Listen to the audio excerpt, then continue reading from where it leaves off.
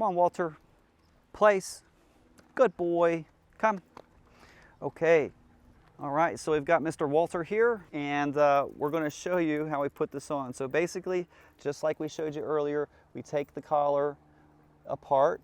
I like to take it apart at the second link from the end. And we also have our safety here already ready to go.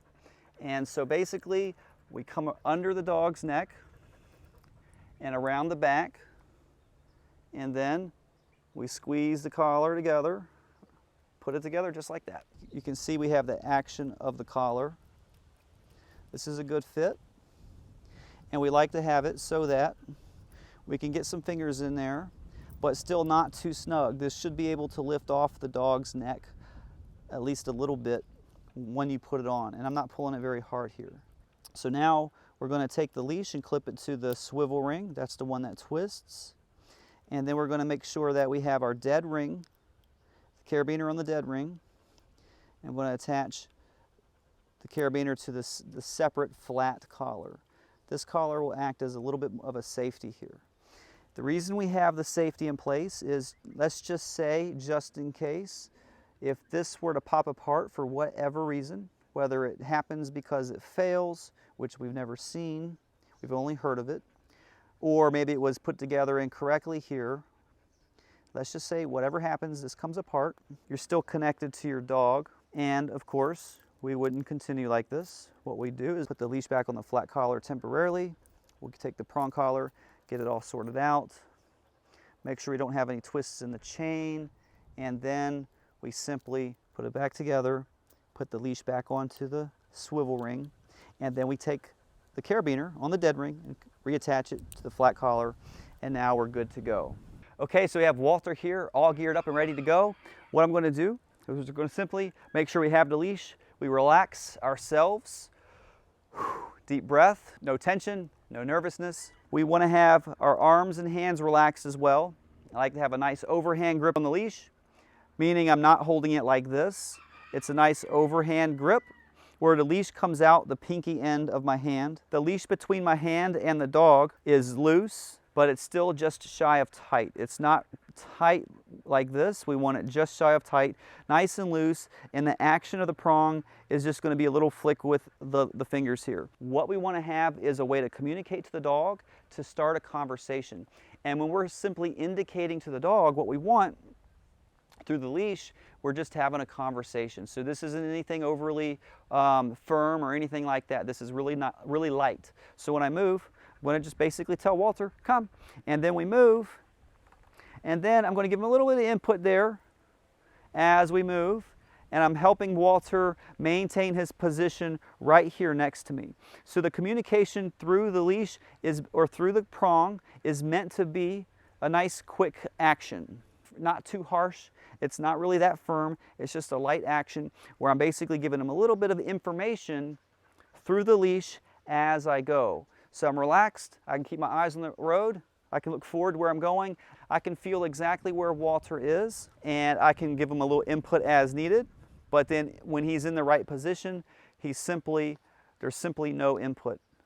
He's just cruising in the right position. He starts to get off track, a little bit input there, and now I'm on my way to having a very nice structured walk with Walter where he can learn how to follow my lead. I can show him the way. That's exactly what we want. I want Walter to follow my lead, I show him the way. What I don't want is for the dog to show me the way, because that's where the dog does whatever they want, and then a lot of dog owners out there are actually out in public and getting a little bit embarrassed by how their dogs are behaving, pulling, being reactive to distractions and things like that.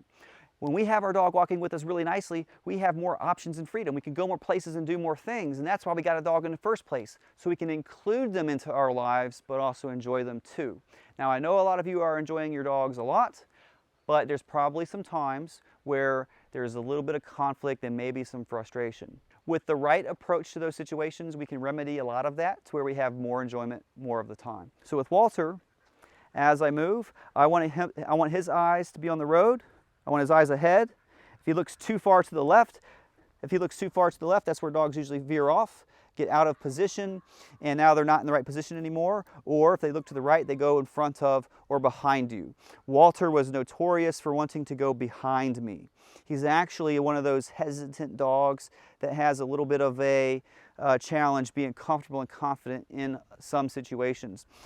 When we first got Walter, he was real stiff, didn't want to walk, but now he's loosened up quite a bit, and now we're having really good walks with Walter, and he looks a lot more comfortable, a lot more stress-free as a result of the prong collar. Walter is a testament to how effective a prong collar can be, but also to how it can help a dog learn how to follow the lead of the person and also learn to relax. Now, as far as walking position goes, we like to have dogs walk right here next to us with their head next to our leg. Now, Walter's pushing the boundary a little bit, so let me show you. When we move, I want Walter's head to be right here, his nose right there at my trouser seam. So that's what I'm managing. I'm not giving him that inch ahead of my leg. A lot of times the dogs take that little inch right there, and then they take the mile, and now they're too far ahead as a result. When we have the dog physically following, not like that, Walter, but when the dog is for the most part physically following, we also have them mentally following as well. They're in a different mental place when we are on a walk, and when they're following much better, they're also attentive to us much more, and we can help them around distractions that much better, especially when we have really reactive dogs and things like that. Now, the prong collar alone is not going to solve your issues with reactivity to distractions, but with the dog walking in the right position and following your lead and paying attention and there's structure involved, you'll have a much easier time, which will make you more effective when you do address certain distractions and things like that. So here we go. Walter's next to my leg, and a little bit of input there to help him stay there. But as we're moving about and he's catching on, I'm not giving him that much input. I'm not doing it all the time. And I'm just relaxing here, and then a little bit of input for the turn. And we'll stop here, and then for the sit, slight upwards pressure, Walter sit, and then loosen the leash when he gets it right. So the prong collar with the leash allows us to give the best directional guidance to the dog. We also have it high on the neck because that's what gives us the best directional guidance as far as location. We can guide the dog in different directions, to the left, to the right. We can guide them downward into a down. We can guide them upwards into a sit. For the most part, what I've showed you in this video with the action is very similar to all the dogs we train. Sometimes it's a little bit more firm. It really depends on the dog. You'll have to feel it out and use your best judgment when you do practice with your own dog. So with the prong collar, the best directional guidance, the most versatile training tool ever, right next to the remote collar. Very next step for Walter is introduction to the remote collar. We have made videos showing intro to the remote collar so that those of you who are interested can take a look and see exactly what we do when we first introduce it.